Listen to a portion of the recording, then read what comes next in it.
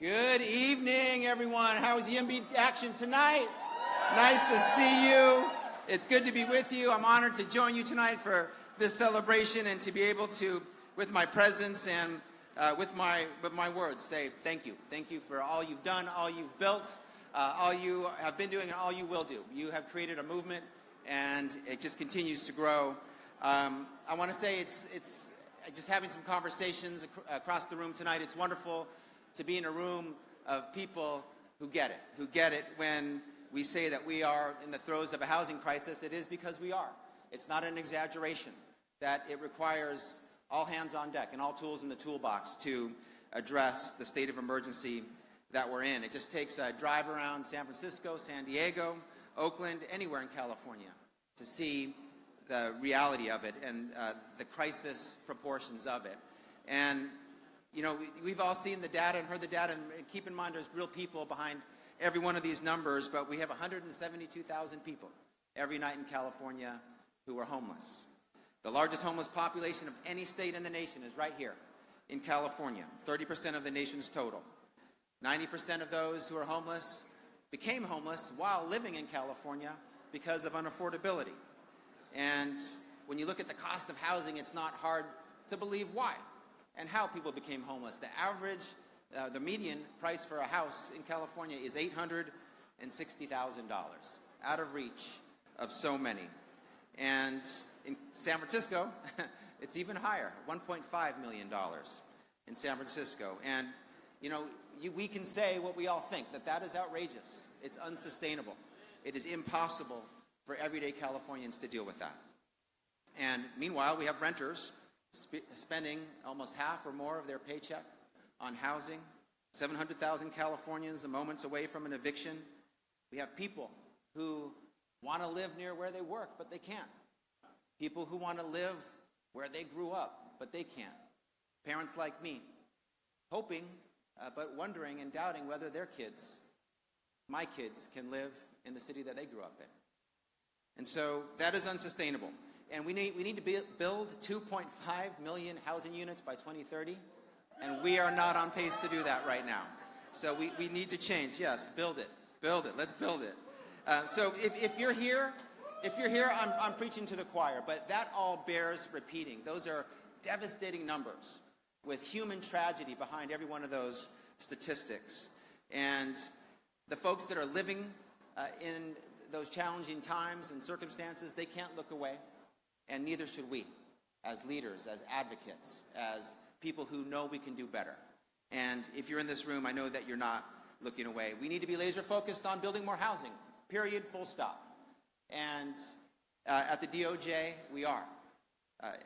My role formally is California Attorney General, but I see my role as being the people's attorney, making your fights, the people's fights, my fights, including housing unaffordability, and making sure that folks can have the dream of owning a safe and secure home.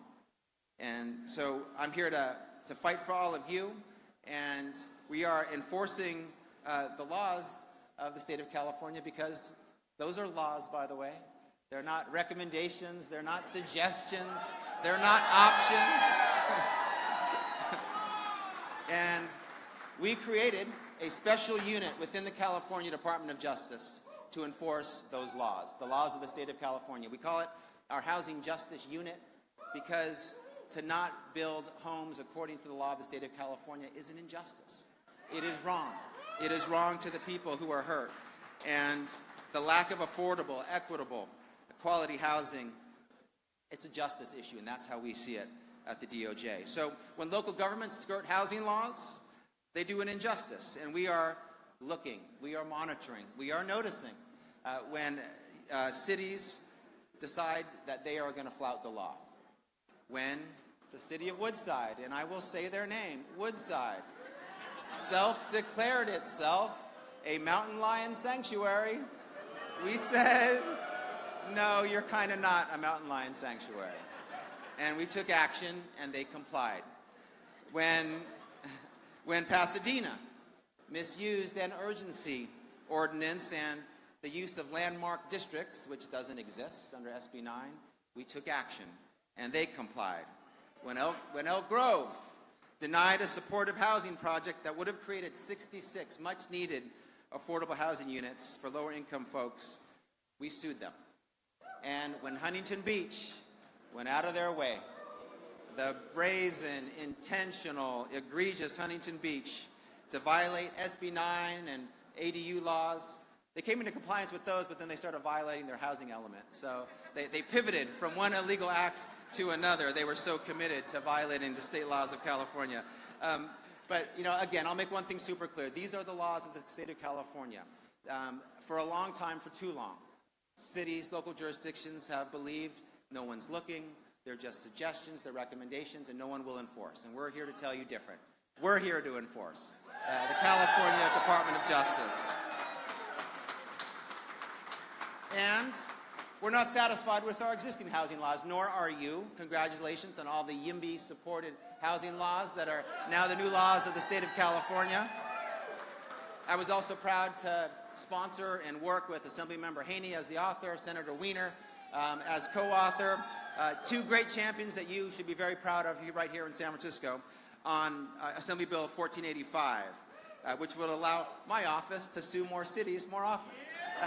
When they violate the law.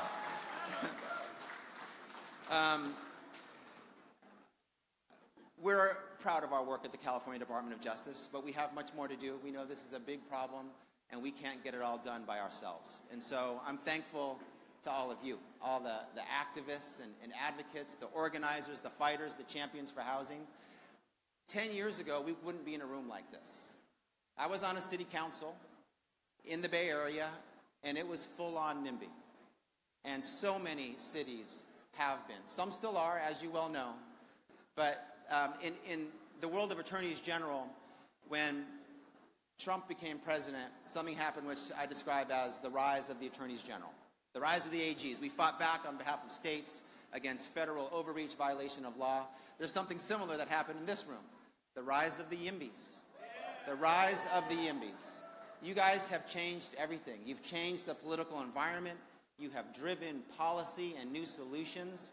You have made it exciting and right and appropriate, and you've made it clear the moral clarity of building more housing in more places across the state of California. So take a bow.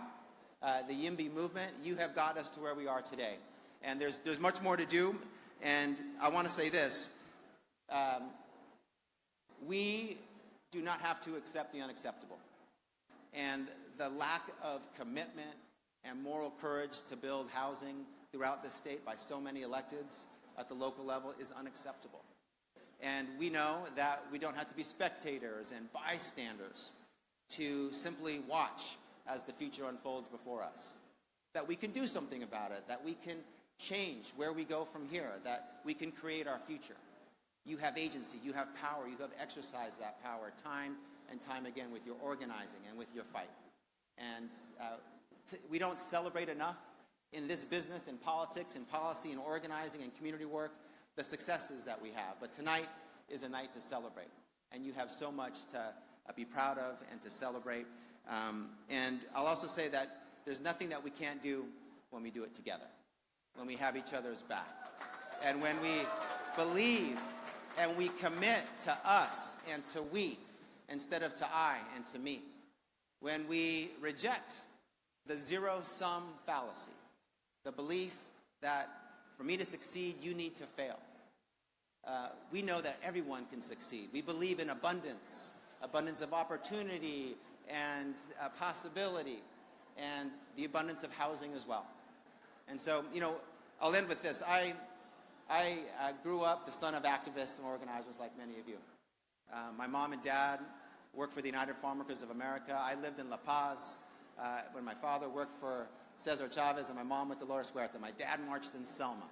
My mom organized for the restoration of democracy in her home country of the Philippines after a dictator rose to power and martial law was declared. And I saw them, everyday people, joining hand in hand, locking arms, fighting for a better future and making change, making the world more just through the civil rights movement, providing more opportunity for workers through the farm worker movement, toppling a dictator an ocean away.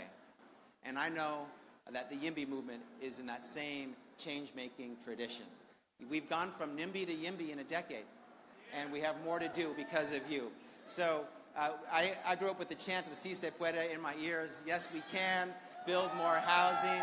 Yes, we can create more abundance. Yes, we can create a California for all. Yes, we can create an affordable California. So on those days when you're feeling down, when the vote doesn't go the way you hope, when the project gets voted down and doesn't move forward, please know that you have each other. Please know that you have great elected officials that you helped get into office. And please know that you have the California Attorney General on your side who has your back. Thank you.